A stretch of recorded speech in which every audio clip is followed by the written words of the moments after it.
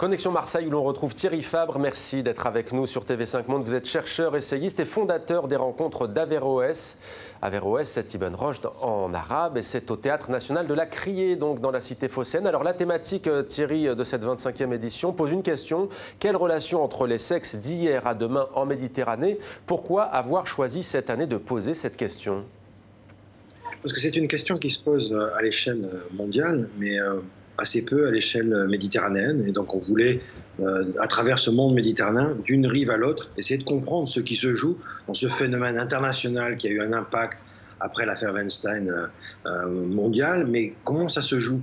Et pas simplement dans le rapport à l'islam, dans l'obscurantisme, hein, mais qui se joue aussi en Espagne, en Italie, en France, donc d'une rive à l'autre. Penser la Méditerranée des deux rives, c'est la raison d'être de ces rencontres d'Averroès. Et au fond, la question des relations entre les sexes, à travers les textes, à travers les imaginaires, les pratiques et les visions d'avenir, voilà, les 4 tables rondes qui ont inspiré cette 25e édition des rencontres d'Averroès à Marseille devant un très grand public. Alors des tables rondes, mais aussi des concerts, de la danse, du cinéma. Que ressort-il alors de ces 4 tables rondes et de tous ces événements artistiques qui se déroulent à Marseille? Qu'il s'agit de sortir des caricatures, c'est une invitation à lire les textes, de les interpréter. C'est une invitation à prendre en compte les combats qui existent, de voir les mobilisations qui existent. Si les femmes ont pris une place, telle place dans la cité, et c'est en devenir, Sana El Hadji aujourd'hui nous l'a encore très bien dit à travers ce qui se joue au Maroc, c'est parce que les femmes ont pris d'une certaine façon un pouvoir de parole et que personne n'est capable de leur enlever. Même si on est dans des perspectives aujourd'hui de lecture des sociétés, notamment arabes ou en Turquie, de regarder qu'il y a entre les islamistes et les militaires, et bien entre les islamistes et les militaires, il y a des sociétés et il y a des femmes qui prennent la parole, qui prennent le pouvoir, et c'est une très bonne chose pour le devenir de ces sociétés contemporaines. Et vous qui observez ces sociétés contemporaines, cela se fait notamment via les réseaux sociaux avec le hashtag MeToo que l'on voit aussi en Méditerranée. Oui, mais il y en a d'autres qui se mobilisent.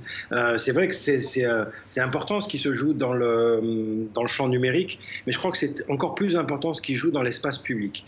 Et les révolutions ont montré cette prise en main de l'espace public, cette façon de l'investir. Je crois que c'est la répression, la contre-révolution a été d'une ampleur absolument considérable, mais rien n'est terminé. Il me semble que les jeunes générations, il ne faut jamais oublier, c'est que dans ces sociétés, les jeunes générations sont majoritaires et elles ont quelque chose à nous apprendre de l'avenir. C'est aussi ça, surtout ne pas désespérer, ne pas être dans cette vision catastrophiste dans laquelle on se retrouve aujourd'hui. Et vous qui nous amenez, Thierry Fabre, à réfléchir, à penser cette Méditerranée des deux rives, que vous inspire le mot frontière, un thème que l'on va aborder avec nos invités ici en plateau à Maghreb Orient Express. C'est un sujet d'une actualité brûlante. Est-ce que cette question revient notamment dans votre fondation ? Absolument. La notion de frontière m'inspire 2 choses. D'une part, la porosité, l'idée de la traverser, cette frontière, et d'autre part, surtout de ne pas être prisonnier de ces passions identitaires, de cette Europe citadelle qui est en train de faire de la Méditerranée la frontière la plus dangereuse du monde.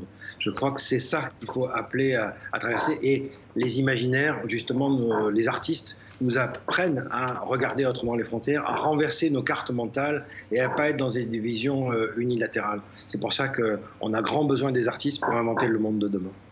Merci beaucoup Thierry Fabre d'avoir été avec nous donc en direct de Marseille dans le sud de la France.